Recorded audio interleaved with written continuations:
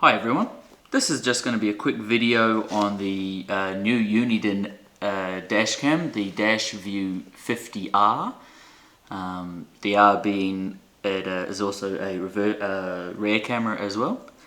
Yeah, just making this video because when I was doing my research to pick one of these up, there wasn't much available for me to look into and make my purchasing decision. So I just thought I'd make this quick video, you know, high quality, and then hopefully it's of benefit to you if you want to pick one of these up yourself. So you can probably read all the stuff on the side.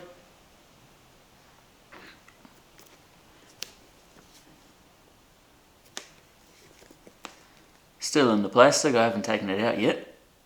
But I thought I was going to put it in my car anyway this weekend, so why not make a little video taking it out of the box.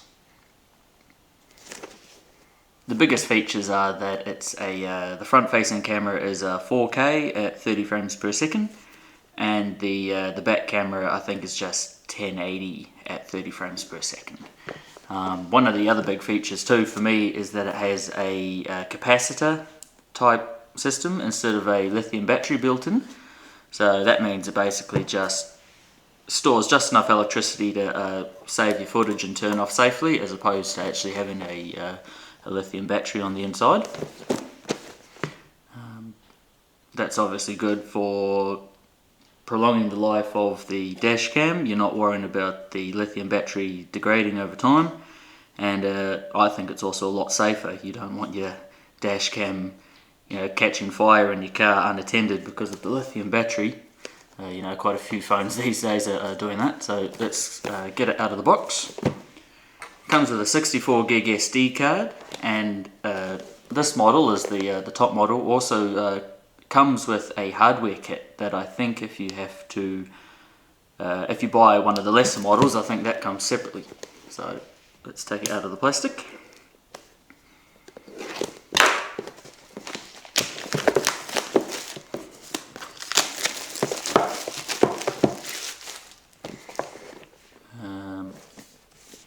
I'm doing this back to front from the camera, so everything I'm looking at is in reverse, so don't mind me.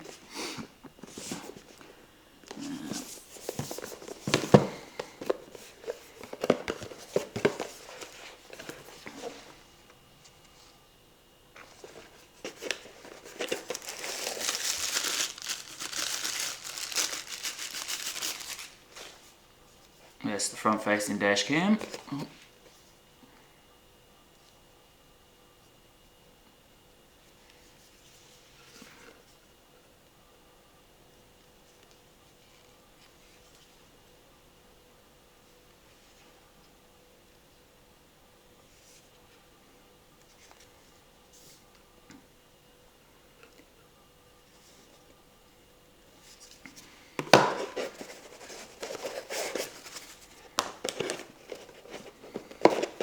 What else have we got here?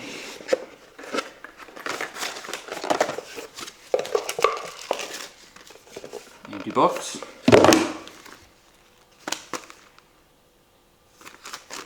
Some kind of screen protector.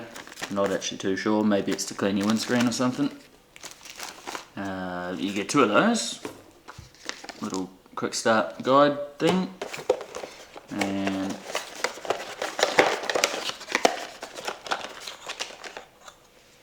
another little connecty thing. 64 gig SD card with an adapter and a little case for you.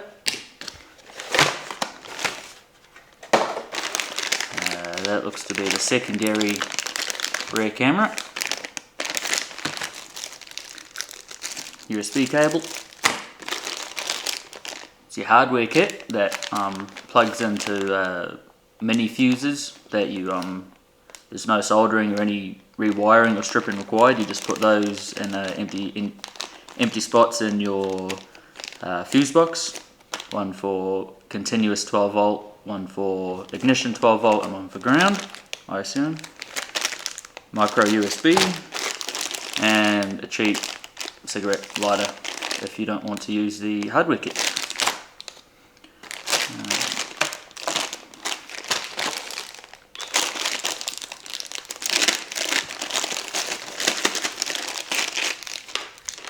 So that's the hardware kit. I think it comes with a good amount of lead. It must be 5 or 6 meters or so.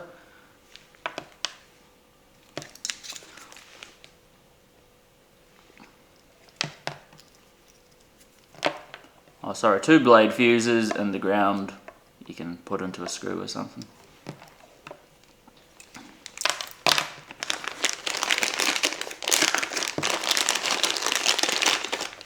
And this is the rear cam. It's a wee bit smaller than the main unit. Main unit here.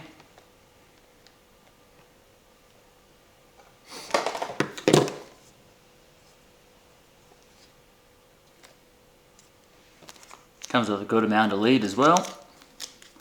Also the camera portion is detachable. And you can just plug that in, line up the notch. So that's quite handy to have that be detachable for when you're putting it in. Doesn't say how long. I think it must be 6 meters at least. I think I'm only putting mine in a little Suzuki Jimny, so it's going to have plenty left over. And that's basically all you get.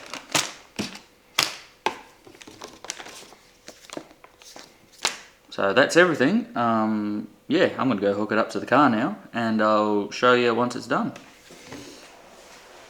Apologies about the wind, it's quite windy today. Anyway, I'm installing this dash cam in my new Suzuki Jimny JB74 model, and the internal fuse box is underneath the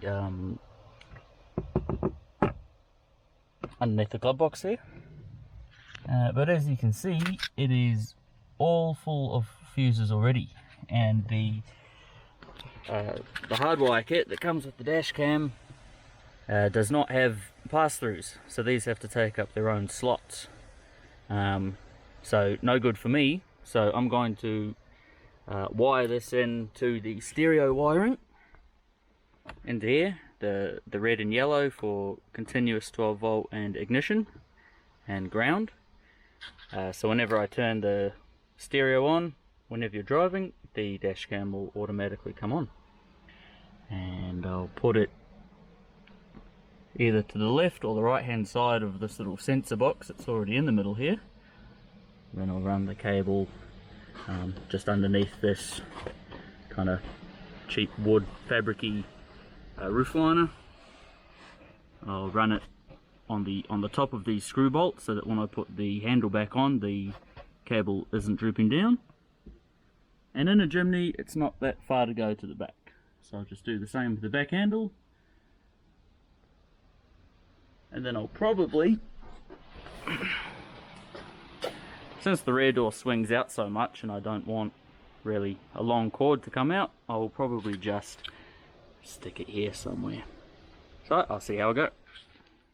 Rightio, the install is finished. I ended up putting it underneath my center sensor box there. The cables just run neatly up into the roof lining, all the way to the back. And I had one slight issue.